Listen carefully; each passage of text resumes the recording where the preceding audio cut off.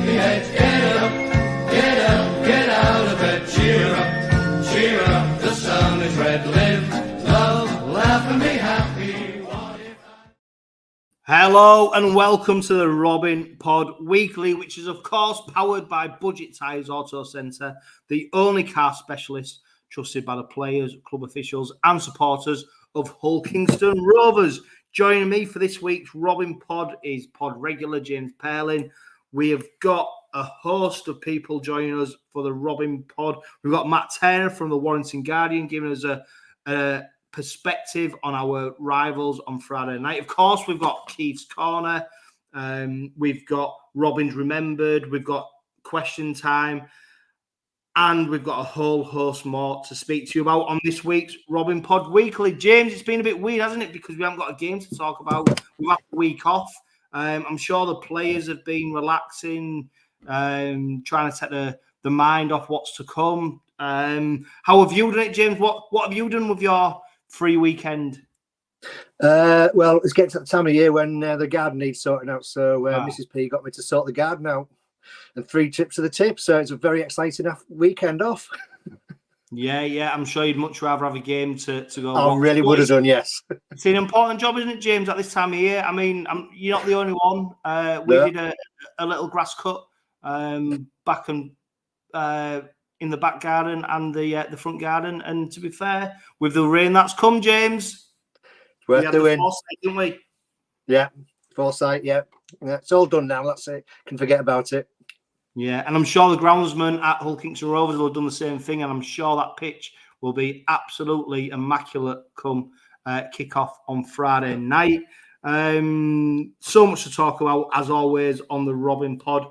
Let's start off with, though, the announcement of the Man of Steel shortlist. Most people won't be surprised to see that Mark Sneed's in there. Of course, Matt Duffy at Warrington. And of course, Hull Kingston Rovers, Mikey Lewis. I mean, come on, James. It's got to be Mikey, hasn't it? It's got to be. Surely. It's got to be. I think Sneed was quite a way ahead, wasn't he, when up till a few months ago, and then when it sort of went quiet. But I think the way that Mikey's been playing over the last few 10, 12 games or so, he's got to be in with a shout, and so thoroughly deserved to be, even on the shortlist, and just shows how far the kids progressed. Well, do you know what I was thinking about it, James? Because I mean, obviously, you look at the age of Duffy and Sneed in particular, the experience that them players have got. Don't forget Mikey Lewis, of course. He is a man. He is. He's gone through that period where he was sort of a little bit petulant and he was learning the game. But he's still a young player, isn't he? And the fact that he's on that shortlist is great credit to him. Let alone the fact that he might go on and win the award, because I'd love to see the list of previous award. Do you know what? Maybe I should have done this, shouldn't I? And maybe I should have done a bit of research, James, to see who the youngest winner of the Man of Steel award has ever been. Because I'm sure if Mikey Lewis does win it, I'm sure he'll be the youngest ever recipient of it. I can't think of anyone else since it was established who's won it who will have been younger than Mikey Lewis. I can't think of anybody off the top of my head either. Like I said, need to delve down into it. Did Tompkins win it when he was he ever won it? He might win it when he was younger. While we keep talking, I'm going to Google it and see if I can try and find. But I still think if he's not the youngest winner, he will be one of the youngest winners if he does receive it. I mean, of course, the problem is, James, with the system. Obviously, it's like a points-based system. The every round, every game, players are awarded 3 players are awarded 3 points. Yeah. A player's awarded 2 points and the one's awarded 1 point, and then it tallies up. And then there's a cut-off point where they stop showing you what points players are awarded. But I mean, Mikey Lewis, I think I said it on the last Robin Pod, he must have got man of the match 5, 6 games out of 7, especially in the you know, towards the back end of the season. I suppose the only thing I do think Sneyd, I think Duffy, you know, whatever you think of him, I do think he's had a good season. Sneyd looks to be the main competitor, doesn't he? And of course he's playing in a team where he stands out because he basically controls the team, doesn't he? You know, Salford don't win unless they're playing well. So it's easy because what happens is each game's watched by a former professional who then awards the points. So you can understand why Sneyd would get a lot of points, you know, but on the basis of Mikey Lewis's performances, he's in that category as well now. So I just think Lewis brings a bit of X factor to the competition. Sneyd, you know, let's be honest, he played for that lot. You know, I can understand why we don't like him. He is a decent player. You can't you can't get away from it. I think, you know, when the list came out today, I did think, you know, actually, you know, it's you can't argue with any of the players who've been shortlisted.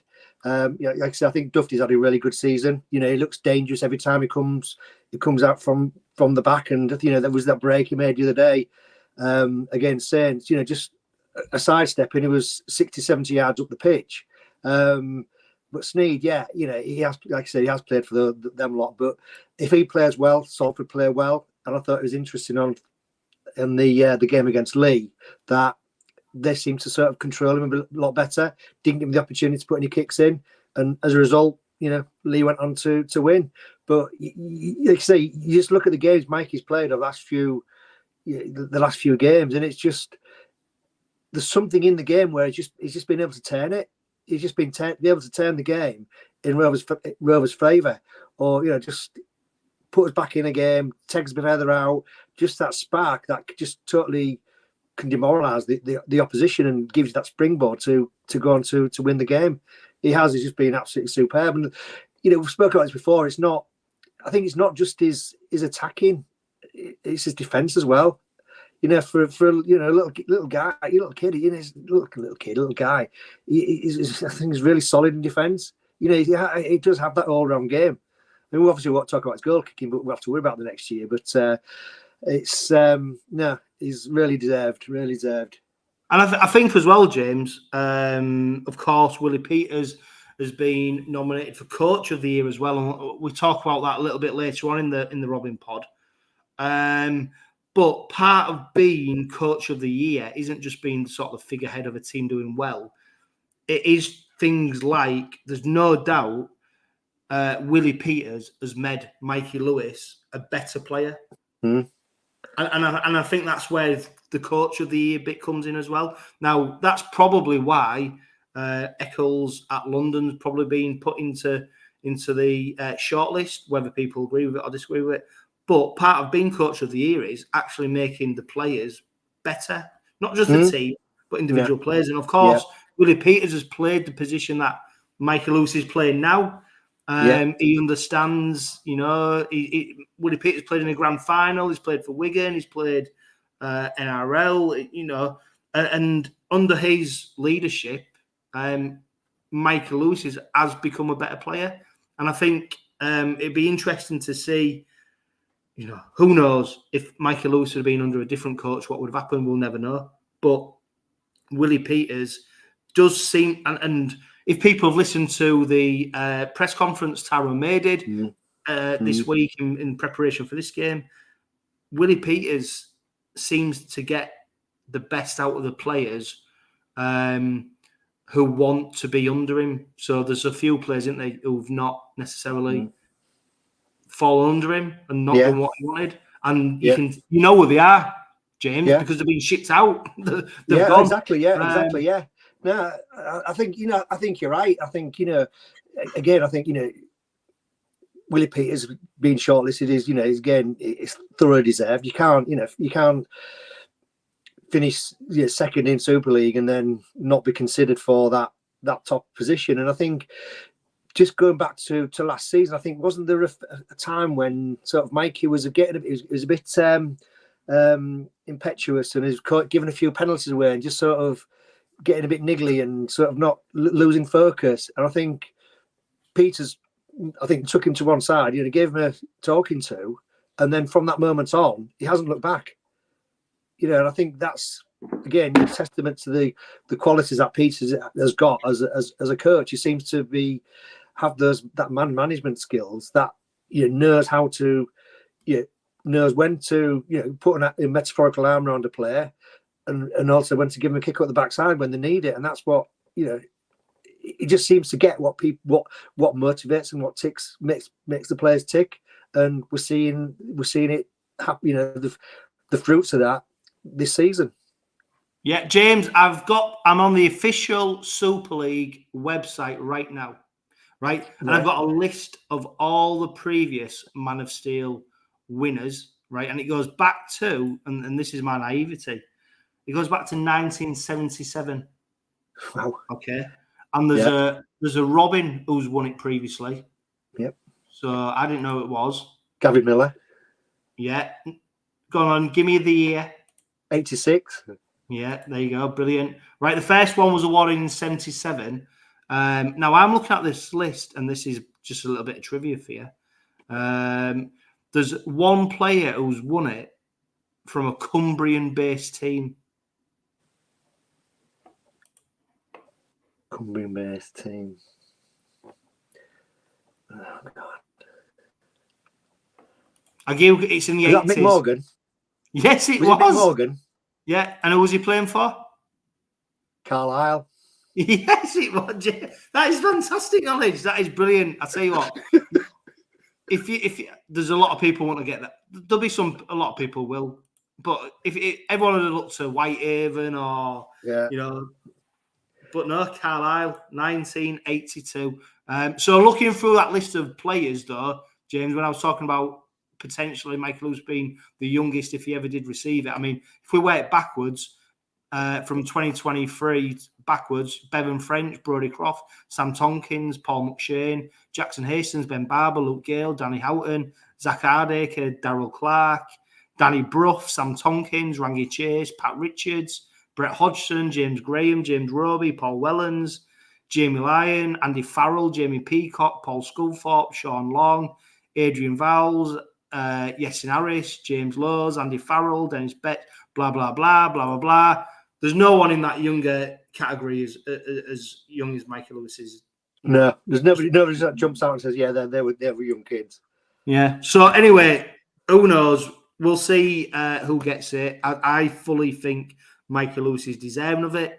What I liked about Michael Lewis when questioned upon it, I think it was at the awards ceremony, and subsequently when he was asked about playing for England, he's quite bullish, saying, well, no, I'm just doing the best I can. I'm putting the performances in. You know, it's for people to take notice of that. And he's in sport, you know, sports people often downplay things. We do in society, don't we? Yeah. You don't often big yourself up. You sort of play everything down. Whereas Michael Lewis, he hasn't bigged himself up, but what he's done is just say, no, I think I am playing well. You know? Yeah, well, he is. Yeah, why not? You know, pick himself up, and he is. You know, he can see that. And it is. You know, it's great. He's got the confidence, and he's.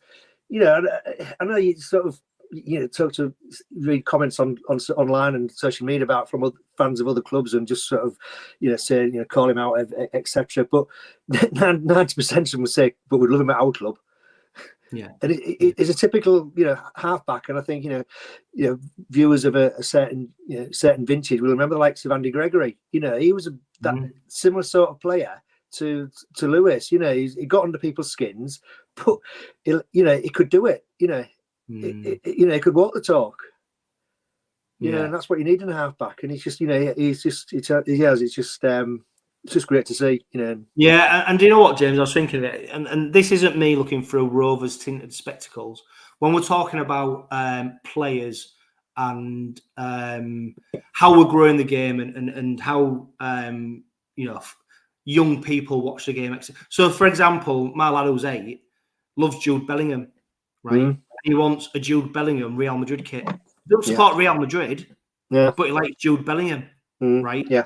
Mikey Lewis, for me, is a player who kids in Warrington, St Helens, you know, Leeds, kids who will watch the game and go, God, I like that Mikey Lewis. Yeah. You know, regardless of who he plays for. I think he's got exactly. that star quality because he's so young. He's relatable to younger players, younger supporters, and I really think he's got that star quality. And he has. I really hope he has, and I think sort of is the sort of player that if we look into the future in IMG and sort of developing the game, he's the sort of player that the game should be showcasing. There's lots of great players in the game, but he's one of them. And I think I go back to when he made his debut last year, and he got in his first appearance, and the post-match interview he was doing, he was so pumped about playing for England and score, doing well and getting the man of the match. It was like you could tell the emotion, and that's what it meant to him. And I think giving that emotion, people just meant to think, God, that's what it means. And it's so great to see, just what it meant for a young kid, from Hull to be able to play for England on that big stage and just make an impression, and he just showed what it meant for him. And I think that's the sort of thing that young, like you're like your son, they can look up to and say, Mikey did it, I can do it. Do you know what, James? Great point. I think that England moment, that interview we did, that's when he became, I don't know, he really came to the attention of the nation, or rugby league supporting nation in this country. That's where he not necessarily because of he just got, he played really well and of course got man of the match, but it was them moments. They're the moments, as sad as it may be, or they're the moments that capture people who are peripheral supporters, peripheral watchers of the game, because it's raw emotion. It is, and it's going back even further than just back, when Italian 90, when Gascoigne got his second yellow card, and he was in tears, and that's when the Paul Gascoigne phenomenon really started from there, because people got that emotion, what it meant, and Mikey's got that, and it's great to see. James, the Robins have brought a new kit out. Before we talk about that, though, let's go to the enigmatic 𝗕𝗂𝗱𝗏𝗲 for Keith's Corner.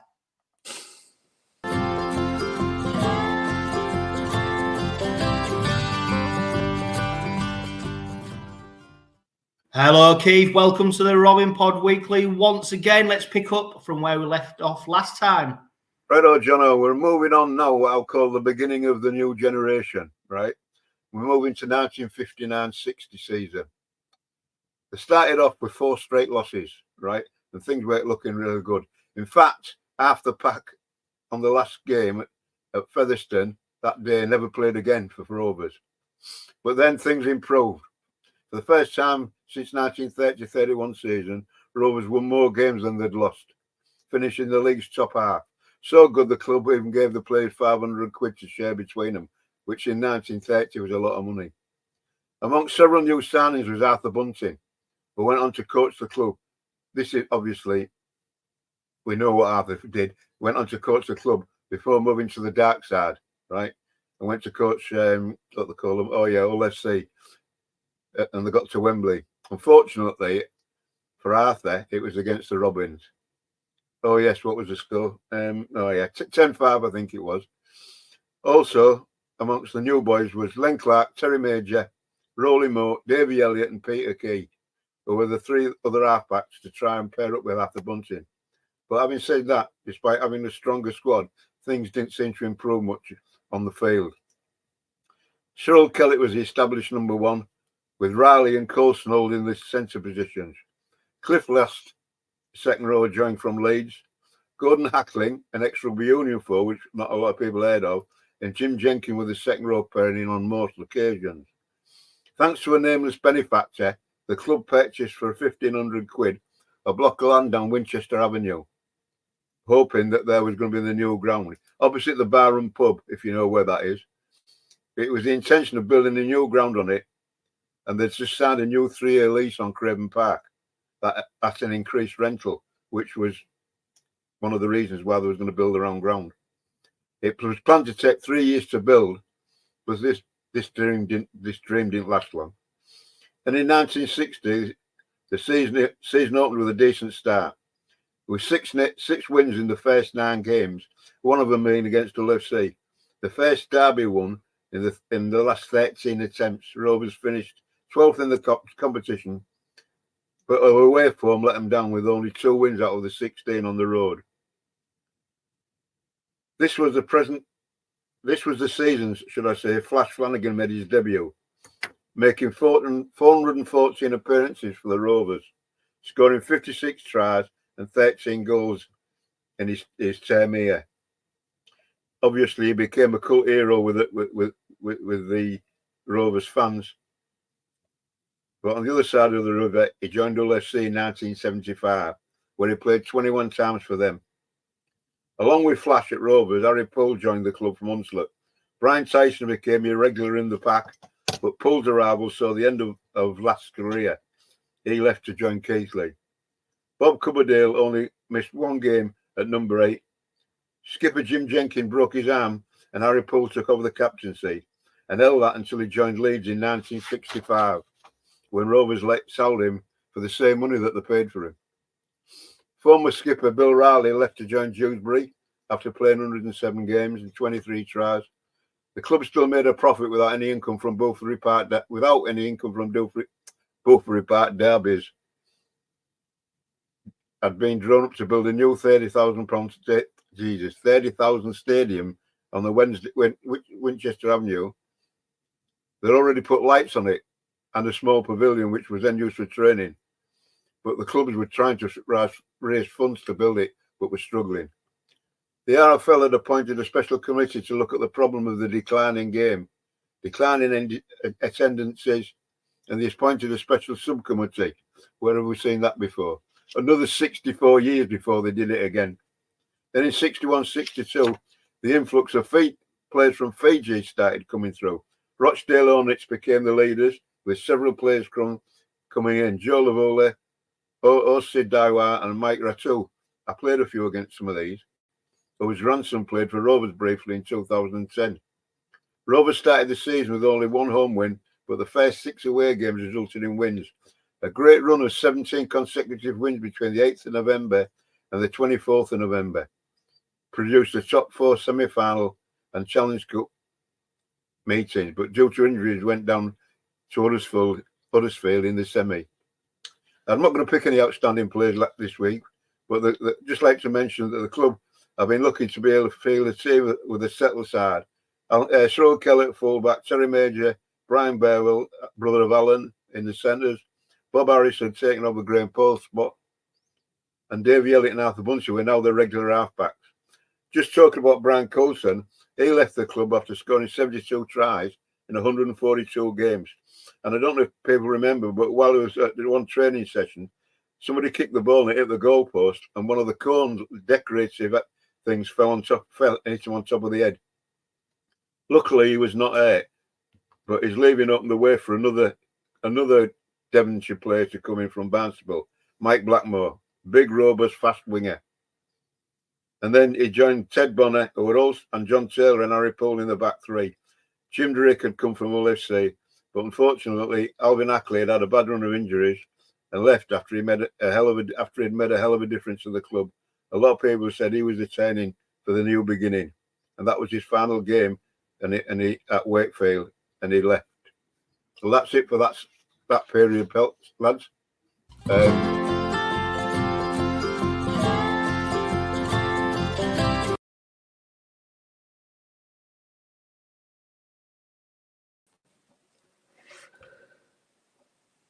You're on mute. You're on mute. There you go. All I was saying is, James, Keith, I'm sure you're listening. So thank you for whipping everybody into a frenzy with a look back at Rovers history, which is, of course, very important. So thank you very much. James, Warrington on Friday night. Like we've already talked about, it's been a little bit weird, hasn't it? Because we have the preliminary playoff games, and we've been sort of spectators in that. I don't know. I don't know how I feel about it. I don't know whether I'd want the Robins to be playing, whether I'm glad that they've had the week off.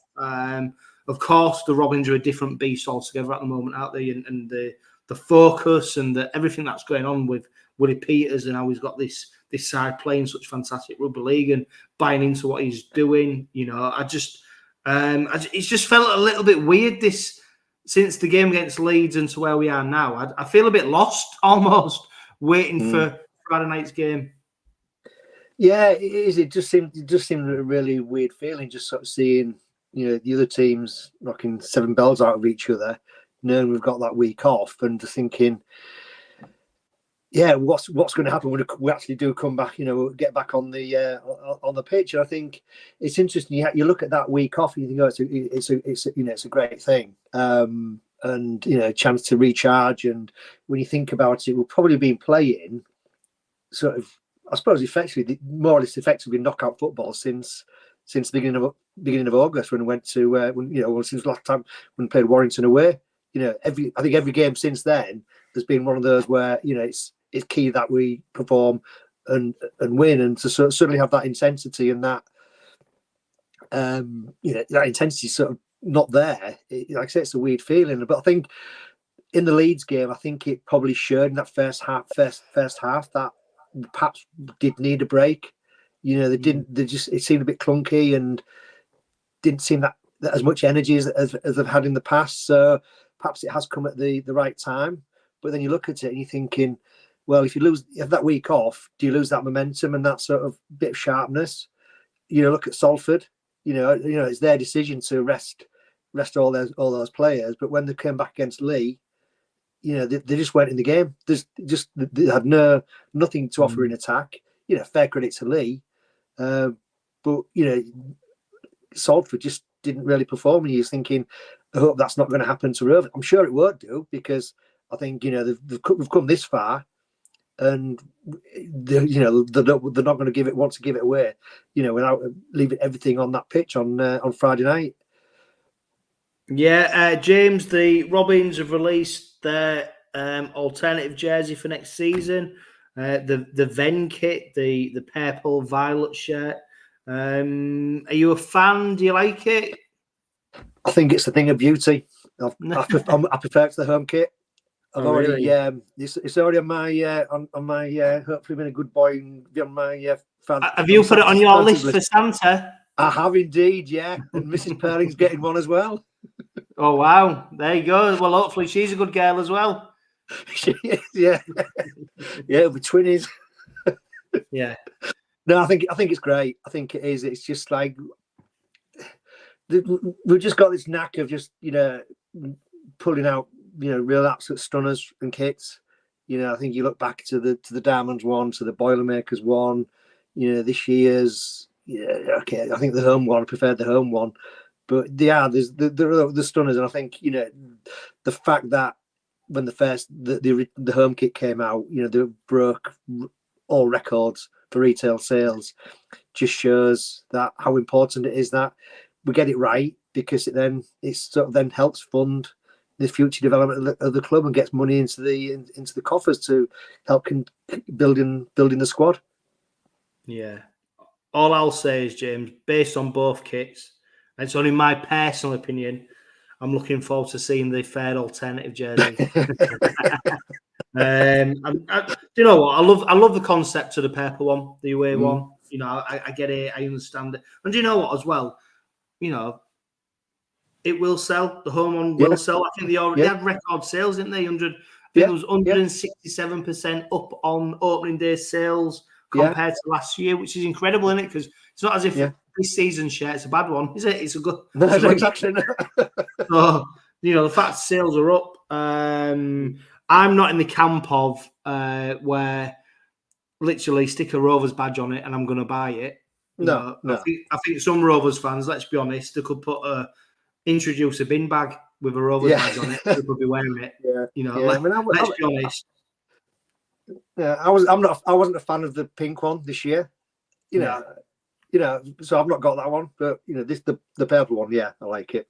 What I love what the club do though is throughout the course of the season, there is something that you will be able to buy that you will like because of the range, the training wear, the shirts that they bring out.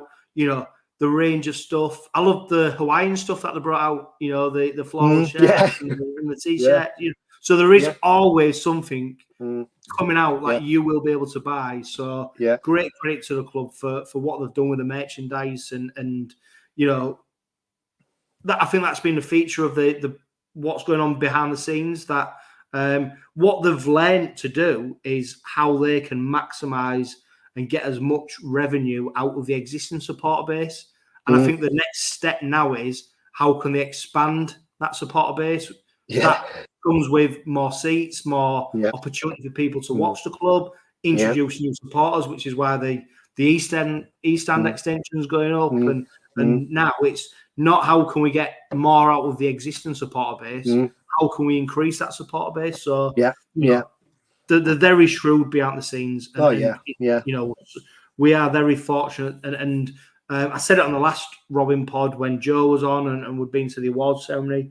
When you've got people like the Sewell Group on board, you know, and you've got people like that buying into the club and buying not just into the club in terms of a corporate level, buying into the supporter base, buying into what it means to support Hull Kingston Rovers, what it means to the people who've invested, you know, years and years of their lives, but not just time, finance as well. So, you know, off the field, we're going to great places.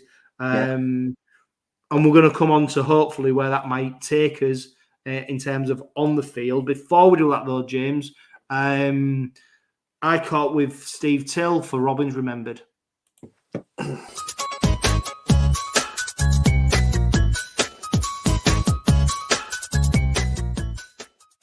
Steve, it's great to have you back on the Robin Pod Weekly for Robins Remembered. Who you got for us this week, please?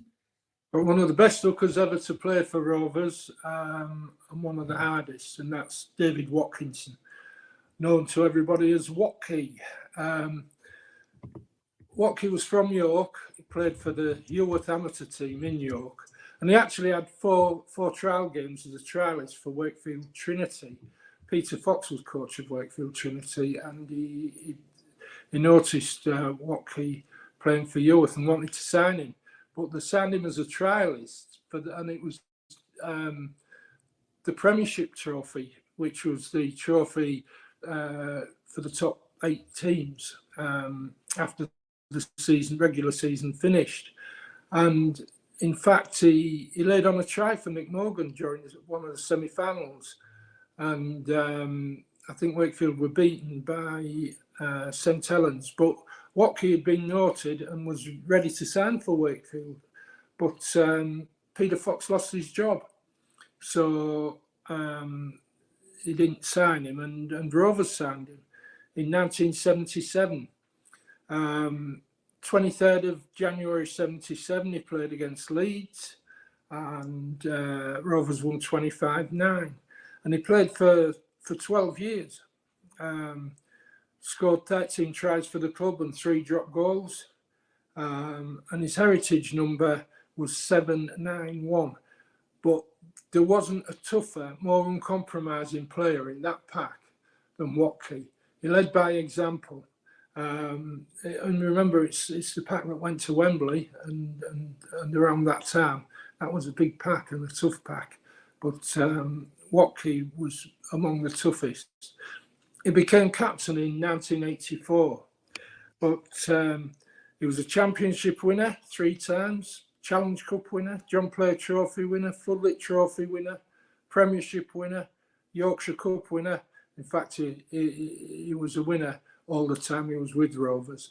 And he didn't mess about. I remember there was an incident, a scrum flare up in a Great Britain match against New Zealand, and I was in the middle of it, and no holds barred. It was Watkie, and that's the type of player he was. Tough. He gave way to nobody, but what a leader of Hull Kingston Rovers. As I say, heritage number 791.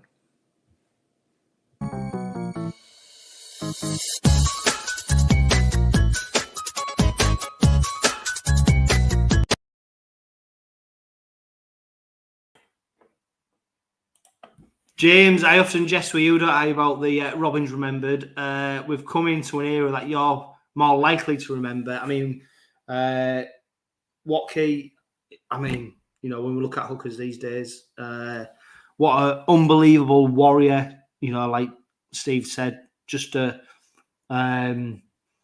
enforcer, but not just an enforcer, a player with great all-round ability as well. It was, and Steve just really captured what 𝗀𝗂𝗀𝗏 was all about. He was tough as teak. He led by example. He was just a fantastic captain for the club as well. And you put it into context as well, that when he was captain around when we had the front row consisting of Broadhurst, 𝗬𝗂𝗀𝗏𝗏 and 𝗬𝗂𝗏𝗏, and you think that was a hell of a front row. And it was a fantastic player.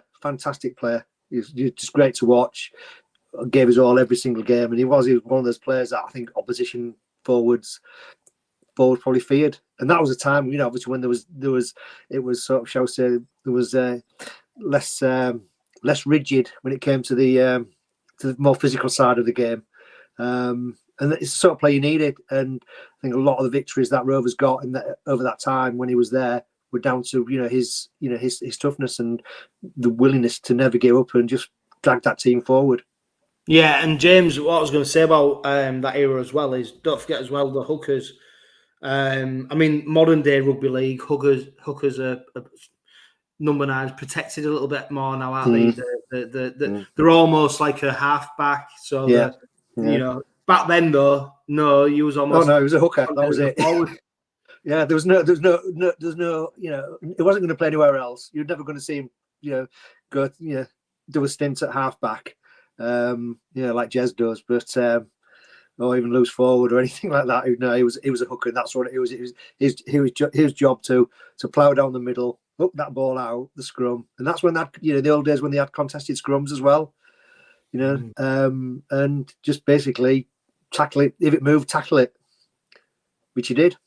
Yeah, we've got obviously a huge game on Friday night, James. Before we bring in Matt from the Warrington Guardian, we played Warrington, haven't we, 3 times already this season. I mean, that's still galling, that defeat at home, isn't it? That 22 points to 20 back in March. We then went to Warrington in May and lost 20 points to 8. Then we went in August and we won 22 points to 4. I don't know. When I look at the league table, Warrington have been the team closest to Rovers and Wigan, haven't they? You discount the rest of the competition. Warrington have been that team who have challenged the Robins. And when I speak to Matt, we mentioned the fact that we only finished 2 points above them. Their points difference is actually better than the Robins, but I think that's slightly skewed by the fact that they played Huddersfield and then London, their last 2 regular league fixtures. So, if you hadn't played them then, I do think it'd have been different. But, that's not Warrington's fault. But they've looked in decent nick, haven't they, this season, Warrington? They have. And I think, you've got to give, a lot of credit to Sam Burgess and what he's done with the club. I think it's a brave decision for Warrington to appoint him as head coach. Not having had that sort of previous head coach experience, we obviously know the sort of quality of player that Sam Burgess was as a player. He's sort of done it in Super League, he's done it in the NRL, he's done it at international level. So he was almost thinking, coming in, it's going to be.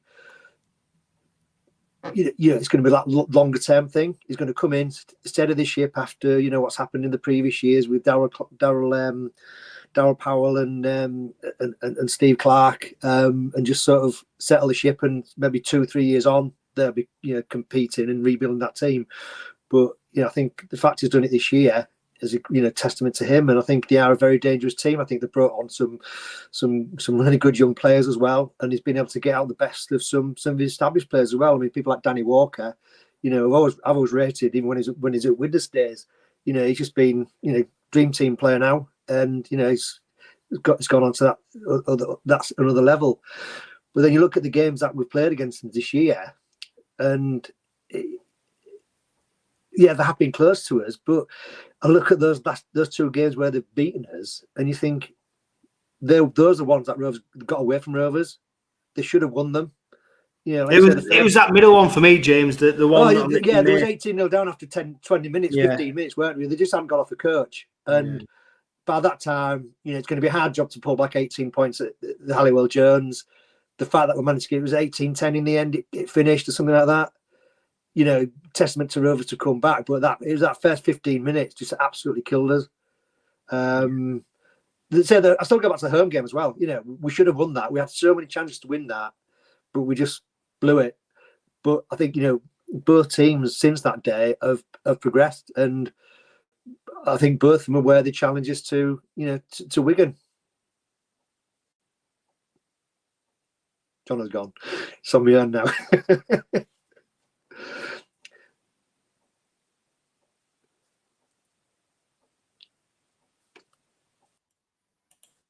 I'm back, don't we, James? Right. Before we talk about the Warrington game, James, in more detail, I caught with Matt Turner from the Warrington Guardian. So let's bring him on to listen to what he had to say. I don't know what happened then, James. My internet just went off. So I think I discovered I'm not very good at filling. Well, luckily it was just for a few seconds. It went on forever, Chris. It went on forever. It might have felt like that. So Matt Turner from the Warrington Guardian, it was a great conversation that I had with him. He tells us a little bit more about Warrington Wolves. We chatted about what we can look forward to on Friday night, and we also talked about the manager coach of the season award. Matt, it's great to have you on the Robin Pod once again to get a bit of an insight into our opposition ahead of Friday's humdinger of a game. You'll be covering it for the Warrington Guardian. Warrington, of course, fresh from that semi-final victory. That playoff victory over St Helens. A mouth-watering encounter expected on Friday night. Well, I think fresh might be the wrong word. It was certainly a brutal game. No quarter asked or given from either side. And Warrington just sort of came out the other side of it. But I think there'll be a lot of battered and bruised bodies. St Helens certainly turned up a lot better than people were expecting. But like I say, Warrington got the job done, and I'm sure the 𝗀𝗂𝗋𝗴𝗏 players were sat on their couches or in whatever nice training camp they were at, and watching it all unfold and enjoying them battering the hell out of each other. But no, it should be a fantastic game. Yeah, I suppose from a Robin's point of view, that game was probably what they wanted, wasn't it? Two teams going at it, hammer and tong, going into Golden Point. Like you said, a few battered and bruised bodies, and the intensity level of the game as well, Matt. I think we can't ignore that, can we? It was a really tough game. 100 mile an hour for the 80 minutes. And like you said, Saints, finally turned up this season and really did challenge Warrington. Yeah, no, 100%. And I think that's probably what Warrington needed, really, because sort of coming in the 3 games since they got beaten by Leigh in that game where Paul Vaughan was sent off, they faced a St Helens side that was probably at one of its lowest ebbs and didn't really threaten them. And then they had 2 blowout games against Huddersfield and London. So while they were coming in, decent try-scoring form and having not conceded tries, you had to wonder sort of how far they'd really been pushed. But on Saturday, they really, really were pushed. They had to really dig deep to get the job done there.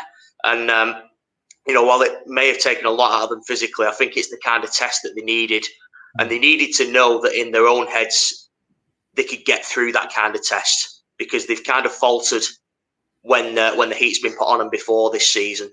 So the way they came through it, I think will give them a lot of heart. Yeah, I mean, we've mentioned already there's a few battered bodies there, but as we record this, we don't know the squads yet for the game. But Sam Burgess has said that, or alluded to, it's pretty much a fully fit squad that is going to be able to choose from. And that is, credit to the players. But I suppose as well that them players will be absolutely chomping at the bit to play in the game on Friday night. So even if they are carrying a knock, I'm sure they'll be putting their hands up to play come Friday night at Craven Park.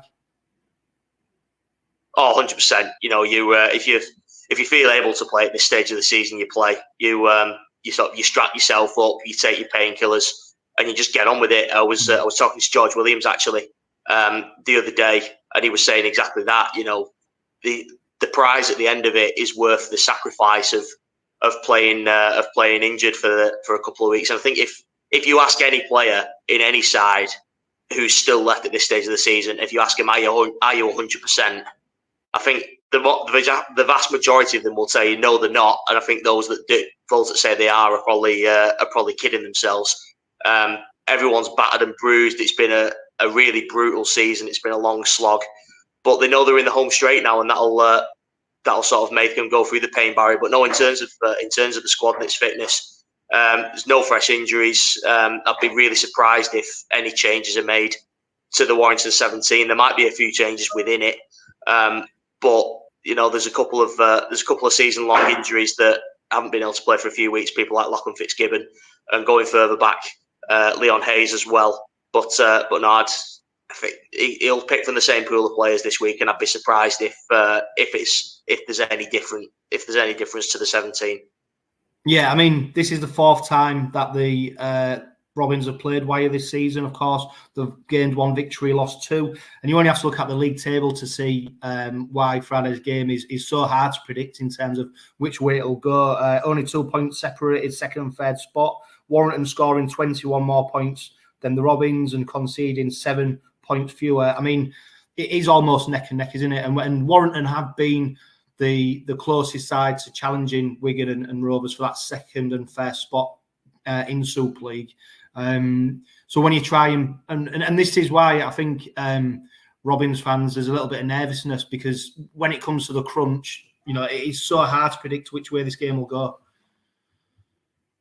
Yeah, no, 100%. It's the old adage, isn't it? You know, you can fit a grizzly paper between the two sides. They're that evenly matched, and I think the 3 games they've all been very tight. I mean, I know a couple of them sort of ended up in convincing scorelines at the Halliwell Jones Stadium either way, but the game at Craven Park was very tight, and you know, like you say, it shows in the table. You know, 2 points between them, pretty much the same points scored, pretty much the same points conceded.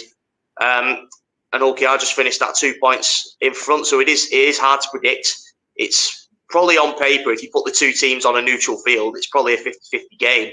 But I'm sure you guys will be hoping that the Craven Park atmosphere tips things in your favour, and it probably does in terms of the odds. Probably make 𝗀𝗂𝗃 slightly favourites, but you know, Warrington can go up there knowing that they can win there. Albeit, you know, it was back in round 4, and both teams have come a long way since then. But psychologically, I think that could do a fair bit for them, knowing that, you know, they can go up there when it's a bit of a bear pit, and they can come away with a win. Yeah, I mean, Matt, Warrington, of course, being accused of sort of having a bit of a soft underbelly and not being able to do it when it quite counts over recent seasons. But have you noticed a change in the side under Sam Burgess?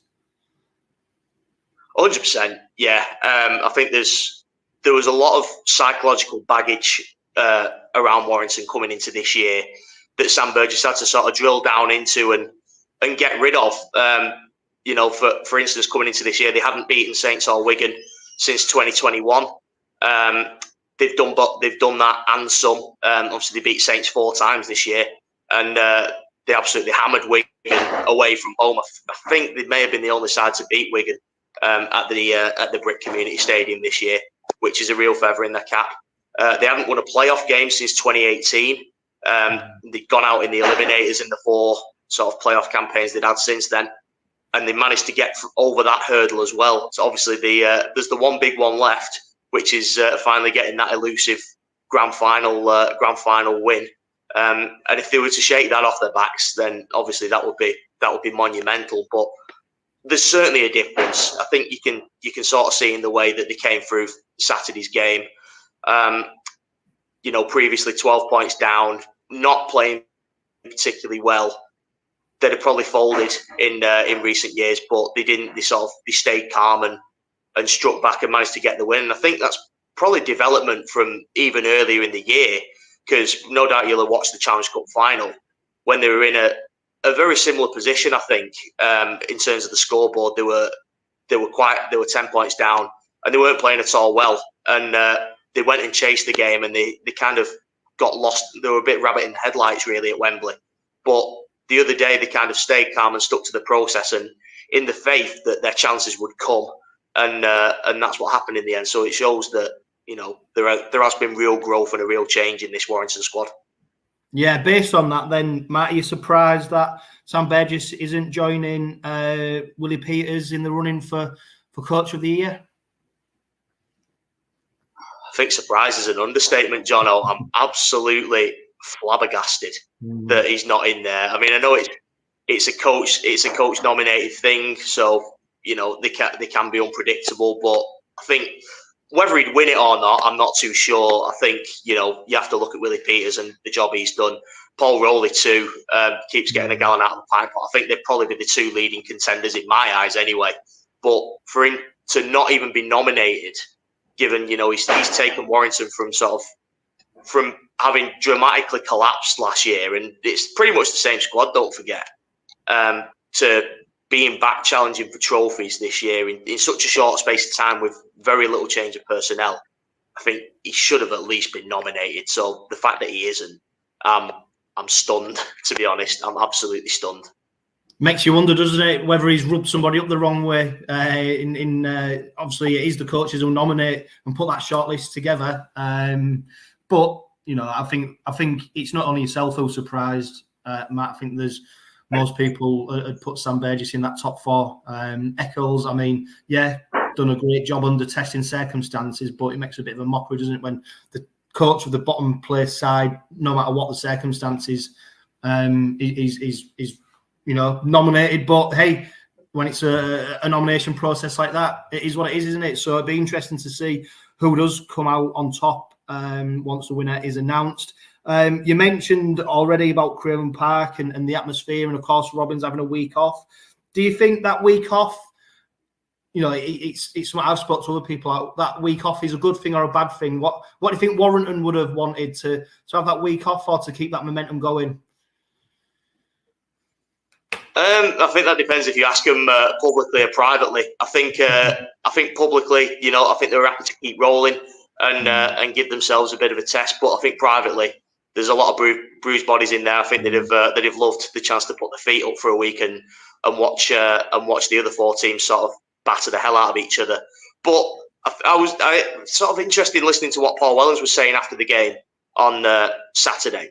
He sort of made reference to the fact that Warrington, in effect, and this is with the greatest of respect to Huddersfield and London, had pretty much had 2 weeks off, where they'd essentially had kind of 2 opposed training sessions in the weeks before. And he thought his side could catch Warrington cold. And they did in that first half. They really did after making a pretty horrible start. So I think that may be the thought process around Warrington this week. You know, if there's any kind of ring rust in the 𝗪𝗂𝗏 side, they need to go after it early and see if they can catch them cold. But you know, it would have been a chance for 𝗪𝗂𝗏 to rest up and get a few bodies back. I believe there are a few injuries around sort of Niall Evalds and Oliver Gildart. They may have had the chance to sort of fully recover from those to be able to play. So yeah, it could go either way. But I think if you privately asked a lot of Warrington players, I think they'd have liked the week off. Yeah, and you know, you've mentioned, like I said, Craven Park, and it is going to be a red hot atmosphere, not least because there's over 1,000 Wire fans heading down the M62 on Friday night. Yeah, absolutely. I think tickets sold out. Well, officially the club said they sold out on Monday night, but I think they sold out in the early hours of Sunday. Such was the demand for them, and it was always going to be that way. You know, you always get the grumbles of, you know, we need more tickets, but you know, it's 𝗪𝗂𝗏 played by the rules. They've given Warrington the tickets that they're obliged to give them, and any more, you know, would be kind of negating the advantage that they've earned. So it's understandable. You want to make it, you know, you want to take full advantage of home advantage. But you know, the Warrington fans that come down will be loud and proud, and they're going to have to be, because it's going to be red hot in Craven Park. And personally, for me, I do love covering games at Craven Park. I've been there, you know, when 𝗪𝗂𝗏 have not been doing well and they've been down at the bottom of the table. And obviously now I've been there when they've been at the top of the table. Well, one thing you can always guarantee is it'll be noisy and it'll be hostile. and that's what Warrington have to deal with. But personally, I love being in that kind of atmosphere and covering it. And for a Super League semi-final, it won't get much hotter than this. No, and obviously, Matt, you're closer to Warrington fans, much more closer than what I am. And I wonder if there's a slight mindset difference between the two sets of supporters. I mean, I might be wrong, totally wrong here, but I wonder if Warrington lost on Friday night, the supporters would still see the season as being a pretty successful one. Whereas I think if Rovers lost, I think there'd be an air of frustration and disappointment. I don't know. What do you think? Yeah, I think you can only see the year as progress. No matter what happens on Friday night, they've got through the stages that the fans expected them to get through. Like, they were expected to beat Saints on Saturday, and they did. I don't think anyone's going to be going up there expecting Warrington to win. They'll be hopeful and maybe in some places confident that they can, but whether they'll expect it, I think would be a bit of a push. There'd obviously be disappointment in the aftermath if they were to lose. But I think in the cold light of day, I think they'll reflect on how far their team and their club have come in the past 12 months under Sam Burgess, and sort of look back with a bit of satisfaction and look forward with plenty of optimism. But I think you're kind of right in what you say about Hull KR, and like you say, you probably have more of a finger on the pulse of the Robins fans than I do. But having come as far as finishing second and got themselves that advantage, I'm sure, no doubt there'll be a bit of a disappointment in that they've come so far to fail now. Yeah, and I tell you what, if there's any neutrals watching or listening to this, make sure you're tuning into at least the first 10 minutes of the game, because I think that is going to set the tone for how it's going to go. Like you said, Wire may be looking to catch Rovers cold, and obviously the Robins will be looking to lay down a marker and get into Warrington as quickly as they can. So honestly, them opening 10 minutes, I think there'll be fireworks before the game, no doubt, and I expect there to be fireworks as soon as the game kicks off, because these are going to be two teams who've got nothing to lose almost. It is everything on the line. The season is on the line for 80 minutes. I hope it's in 80 minutes and we don't have to go through the trauma of golden point and drop goals and all that kind of stuff, because I'm sure you was at the ground, Matty, on Friday. On Saturday, there was a few nervous Wire fans come 80 minutes.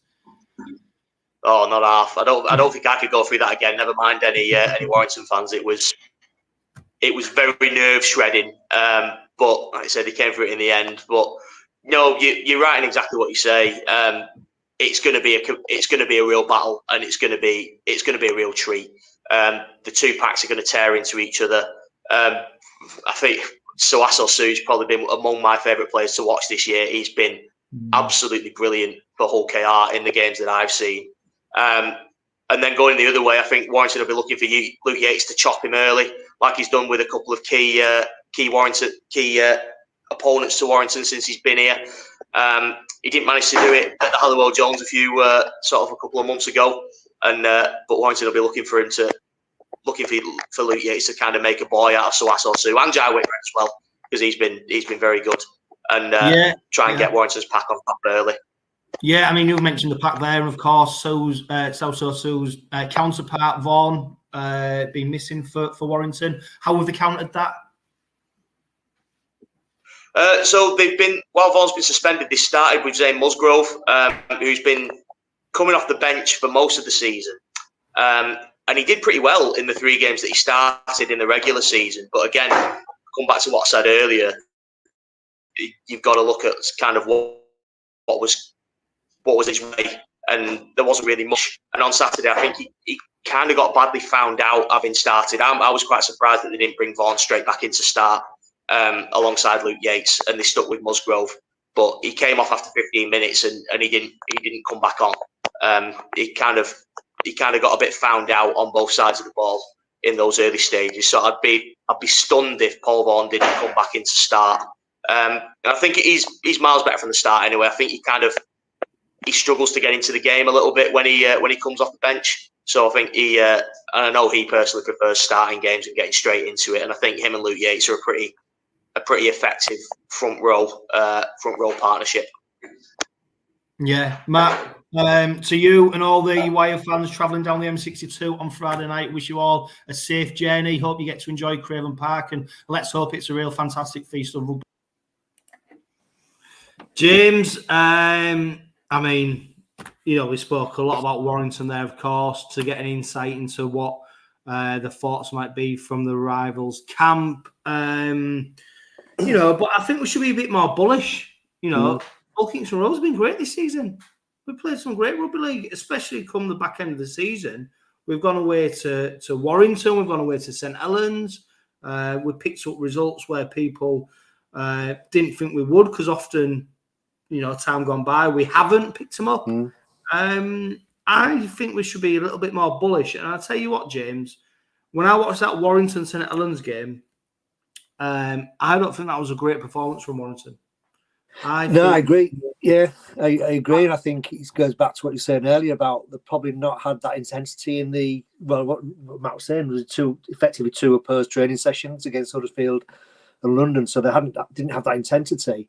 And I think, you know, they got found out by Saints in that first half. I was surprised. You know, I honestly thought Warrington would steamroll the Saints, and particularly when Mackinson knocked on the kickoff and they scored on that first set. I thought, yeah, it's going to be floodgates here, but no, Saints took the game to them, and they looked vulnerable. And I think that's what Rovers need to do on Friday night. You know, we cannot afford a slow start. You know, we just can't, because that's, you know, they're battle hardened now. You know, they've come through an epic, so they'll know they'll probably tire later on in the game. You know, no matter how fit they are, they're going to tire later on because of what happened. You know, they only played on Saturday, so they've had, you know, only 6 days recovery. So they'll want to start fast and put the pressure on Rovers, and Rovers got to handle it. And if we can handle that first 15-20 minutes, I think we'll go on to win. And that is the key for me, that 15-20 minutes. And I think what I'm hoping Rovers have learned from the experiences of the playoff semi last year and the Challenge Cup semi-final this year, when we didn't get good starts. The game was over after 15 minutes, and they've got that in the memory bank and thinking, we're not going to let it happen again. And I don't think they will. No, and if you've listened to Tara May and Willie Peters talking press conferences prior to the game on Friday night, they're all singing off the same hymn sheet out there. They don't even really talk about the opposition, talk about what they can do, what they can influence. They're pretty calm, which is unnerving for a whole Kingston Rovers support. Because we're used to being, let's be honest, I said to my missus, you know, who's coming to the game on Friday, you know, she said, you know, normally we're the underdogs, we're the ones who were almost going sort of hope. And actually, no, it's a bit different this time. There's a level of expectation, because if we lose, there will be an air of frustration. It won't be, oh, we've had a good season. It'll be, fuck, you know, what could have been. And I think that's so close again. Close again. And I think the team though, and the coaching staff, they're in a place that where maybe supporters were not necessarily at. And I think we've got to just trust where they are. And all I say is, James, on Friday night, you know, the players have got a huge job to do. But I tell you what, the supporters have. They've got to get behind that side. Because there was times against the Leeds game, James, where it went a little bit quiet. It went a little bit. And don't get me wrong, two completely different games. You know, that Leeds game, in reality, we won't. But we need to make that as intimidating, Craven Park as intimidating as possible, in the right way. In the right way, as intimidating as possible for that, for Warrington, to make them know that they're in a game, but also so the Hull Kingston Rovers players know that we are fully behind them, because Willie Peters and the rest of the players have said how important it is playing at home. Well, we need to then follow that up with the support, the noise, the enthusiasm to go with that. Yeah, no, totally understand that and totally agree with that. I think, as you said, that Leeds game, I think there was an element of anticlimax. I think, we were hoping we were going to be there and go there with a chance, playing that game with a chance of getting the Leader Shield. That obviously was taken away from us on the Thursday night. So I think, as I said earlier, I think the team on that game, there was a bit of fatigue coming through. There was the anticlimax, but that's now gone. We've got that out of the system. Came good in the second half. We've had that week's rest. As Matt said, we're getting the likes of Evans back. We're getting 𝗀𝗽𝗏𝗏 back, hopefully. So we're going to be at full strength. There ain't going to be any excuses, none whatsoever. If they come out at 8 o'clock on Friday night, play to their full potential, and play as they've been playing all this season, then we'll go on and win. I think we'll look back and we knew we were going to have a tough run into the season. You go to the likes of Warrington, Saints, Wigan, Leigh, to basically get you as high as possible in the league, and the only one we lost was at Wigan, and that was the circumstances around that. We could take lots of things, positive things out of that game as well. But that game at Warrington, when we beat them 22-4, I think that got that monkey off our back about not being able to win outside of Yorkshire. And since then, we've not looked back, and it's been a completely different team. We've always wanted an 80-minute game. We've had 80-minute games really from that game onwards, and we need another one on Friday night, and we'll get it. I'm sure we will. Yeah, and I mean, the squad's been announced today. Elliot James, pretty much full strength squad announced. Obviously, 𝗀𝗏𝗏𝗏's not really giving much away in terms of the injury status of Niall Evalds, for example, Oliver Gildart, who missed out previously. And we won't know until that team's announced. We're hoping, aren't we, that we can go into this at full strength. Of course, we know 𝗪𝗓𝗄𝗏 will not be playing because of the suspension. I really hope we can go into this at full tilt with our best available, the best team. Let's hope we can do that, because I think Warrington obviously they might be a little bit battered and bruised. Like when we spoke to Matt from the Warrington Guardian, they're battered and bruised. We don't know where they are, because they might have players who are carrying knots, etc., etc. Obviously the big question mark is around who plays that loose forward with 𝗪𝗓𝗄𝗏 not available. I think Hadley did a good job against Leeds. He moved the ball on. He didn't make the meeting he did when he plays prop or second row, but obviously the loose forward role is a different role. I mean, he still came up with 50, I think it was 50 on tackles against, which is phenomenal. Phenomenal. But he seems to move the ball on quite well. I think Hadley's the natural player just to move that. When you look at the options around the forwards in terms of having Batchelor, Staunton, Whitbread, Sue, Luckley, Tanganoa, Brown, King, I think Hadley at loose forward seems the obvious choice.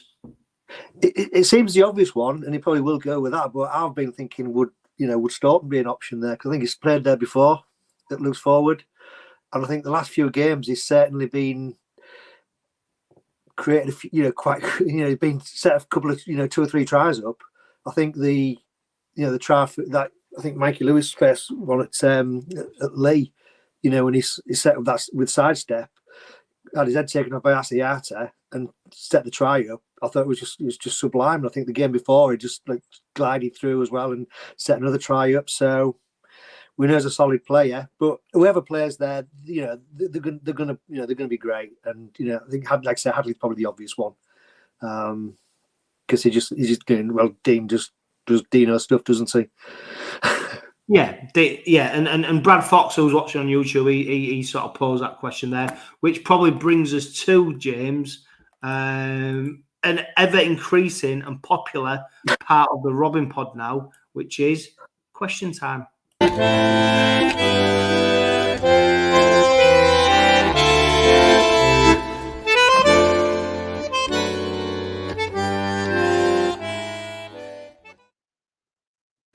Right, I need to dig out these questions, James, because they're varied and they're some are in more detail than others. We'll start off over on X with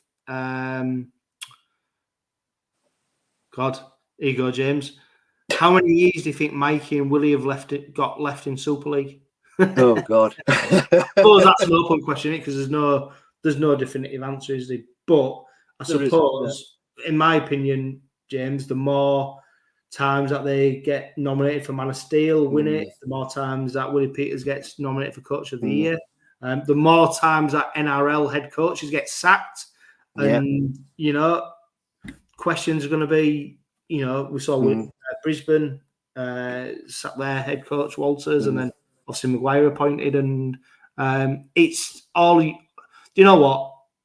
I think for me, if Willie Peters and Michael Lewis are getting linked to the NRL, it's because they're doing something good. Yeah, it is. I think for me, you know, we just enjoy the moment. We've got them. I think from a Willie Peters perspective, if he's going to go to the NRL, I think for him to sort of go to that head coach role in the NRL, he's got to have a trophy under his belt, and you know, that's league leaders, grand final. Yeah, that's it. I think it'd be interesting if Willie Peters does go, whether Mikey would go with him. That's the interesting thing. I think, you know, was he here signed till 2027, Mikey? Yeah. So I know it's late signed, but you know, if an NRL club comes knocking with loads of dollars, you know, they're going to consider it out. But as you said, the fact that we have players and a coach who are linked with the NRL, I think it just shows, you know, the quality of those two people. Yeah. You know, and if they go, good luck. You know, nothing but the best wishes. But you know, let's enjoy the moment while we've got them. Yeah, well, that's hopefully way down the track. Yeah. Adam on X, he says, is Tom Davis going to give us the impact we need, replacing Hawley? Obviously, Ryan Hall departing to go to Leeds. I don't know. I suppose, do you know, when we talk about the evolution of the Robins? Yeah. I suppose the game's going to change because I don't think Tom Davis will do what Ryan Hall does. No. But Ryan Hall. I think there's lots of things that Tom Davis does that Ryan Hall probably doesn't do now. So I don't know. It's it's all ifs and buts. I think, you know, one thing is that, you know, I think in the recruitment they've got, you know, in the time Willie Peters has been here, he hasn't got many wrong. And I think, you know, I've always been a fan of Tom Davis. I think he's a great player, got great pace. I think he's solid defensively. Also, you know, he was going to play an outside with Oliver Gildart, who he's obviously played with at Wigan, so they'll have that connection anyway. So, yeah, we'll just see how it goes. Yeah, Adam also asked a question, and this is I sent you this one before. The best two teams have been clearly Wigan and KR this year, but what would be the best combined fate team, James? And this is one way, I suppose, we've got to take off our Rovers tinted spectacles a little bit, haven't we? Because Wigan have been, you know, good this season. You can't deny what they've done. You can't, no, you can't. And they have got some fantastic players in their team. Yeah, they have. I've had a go. Go on then, you read it out while I put my charger on. Trying to be unbiased. I managed to sort of get 5 Wigan players into it. So I'd gone with Evells, Burgess, Hiku, Wardle, Marshall. That was quite a hard one between Marshall and Hall. French, Lewis, Sue, Parcell, Thompson, Hadley, December, and Minchella. And then I looked at the players who have missed off, and I thought, that's not a bad side either. Yeah, well, you got, Can you imagine if they played each other? I know. Yeah. But you got people like, you know, you're thinking, you know, you're not picking Field or something like Miskey, you know, or Lehman or Farrell, I mean, Batchelor, you know, or Kade Ellis. You're thinking, it just showed what quality both clubs have got. And I've obviously sort of biased it towards Rovers because I'm bound to, because I've seen those, you know, the Rovers players more often than I've seen the Wigan players. But I think you've been very fair. To be honest. Yeah, I mean, some of the others, I think, if Evans at full back instead of Field, I thought, well, Field, I don't think he's been as good this season as he has been previously. Same with 𝗵𝗂𝗃 on the wing. I think, 𝗵𝗂𝗃 was fantastic last year. Doesn't seem to have reached those heights the same heights this year, whereas Burgess is sort of just becoming like a breath of fresh air for us, He had one comment about Liam Marshall, and it was, all he does is score tries. Yeah. I'll take that. People used to say that about Martin Afire. We can't do anything else. All he does is score tries. Yeah. Can't defend, and yeah. It's got 10 tries in a game once. As if that's a bad thing to do. Yeah, exactly. But no, I think Marshall's great. I think again, dream team, fully deserved it. You're thinking that's probably the hardest one to choose between Marshall and Hall. Yeah, James over on Facebook, Bads of Kingston, fresh from his holidays, he's asked if you was Willie Peters, would you be tempted to play 𝗓𝗏𝗏 at 13 on Friday? Because we know he can do a job. It's another fantastic play with great ball skills and tackles, anything that comes at him. Would you play 𝗓𝗏𝗏 at 13, James? No. I don't think I would either. No, I think you're going to need something like Dina there just to sort of, be solid and say get past out, tackle anything, and then Litton comes on, early second half, and just as they're tiring, hopefully, and causes havoc. Yeah, I mean, of course, we don't know, the course of the game, things change, but what you'd say is 𝗓𝗏𝗏 has been sort of pigeonholed into that disruptor role, coming on with 10 minutes left to go after Matty Parcells sort of done job. But hey, who knows? They might change that game plan. Who knows what they've seen about Warrington when they might change it. But I'd be surprised to see 𝗓𝗏𝗏 at 13. I think Baz is right in terms of his ball playing ability, but the fact that Dean Hadley came up with 50 odd tackles against, let's be honest, pretty poor Leeds side, means that he's so important in that middle. His defensive work. So hey, let's see what the team news is on Friday, because who knows, it could be completely different to what we think. Paul Nelson, he's asked, how much are you all enjoying the journey? Nervous or excited for Friday? He's put nervited. James, I don't know what. I suppose I'm 50-50 at the moment. What about you? I'm trying not to think about it, to be honest, because I think if you think about it, you're thinking what happened, and I'll just think about it on Friday, 6:15 when I leave the house. Then I'll get nervous. Yeah, I suppose I try to liken it to a little bit like a Challenge Cup tie, apart from the final. But you've always got the season to go back on, whereas now we really do not have anything. This is it. No, that's it. Yeah, this is it. It's the difference between next weekend going to Old Trafford and next week going to Asda Centre. That is the difference. So if you're listening, Willie, I'd rather go to Old Trafford. Same here. Adam Wadforth, he's on Facebook. He says, are you a fan of the pre-match fireworks that went off in front of East Stand pre-Leeds game, and will it likely be used on Friday? I don't know. I personally think it's a bit gimmicky, plus we couldn't really see anything for a few minutes. The atmosphere will be already red hot and intimidating. I'm a fan. It looks great. And also we're playing to the TV audience, aren't we? And that's the whole thing around Rovers at the moment, is about it being much more than what happens on the pitch. It's about the whole, I don't know, the spectacle, and for me, if I have to miss a minute because the fireworks show, whatever, I don't know. I think we've got to suck it up a little bit. But I get what you're saying. I get what you're saying. I think, I'll be honest, I missed it against the Leeds game because I've missed the first 10 minutes because I was coming back from Dublin with work and my flight was delayed. Hey, James, did you know Dublin's the biggest city in the world? Is it? Yeah, because it keeps doubling and doubling and doubling and doubling. There you go. Don't give it the day job, Chris. Yeah, well, yeah. There's no can. That's why we play the can laughter. Yeah. I think it's you're right. It adds to the atmosphere and just builds it up as a TV audience, and I think really reinforces that it's not just a rugby game; it's an event, you know. And when you have that sort of thing and that sort of activity before games, it's the sort of thing people want to be part of. Yeah, be there for. And there's two really tough questions here now, James, and I'll save the toughest one till last because I forgot to send you this one actually. Thanks. The first one is this season considered a success regardless of what happens from here? So basically, if we lose, would it still be considered a success? I think the fact that we'd got a highest league position, Super League position, and highest ever average attendance, I think yes. But you have to counter that by saying, well, then last year we got to a cup final and a semi-final.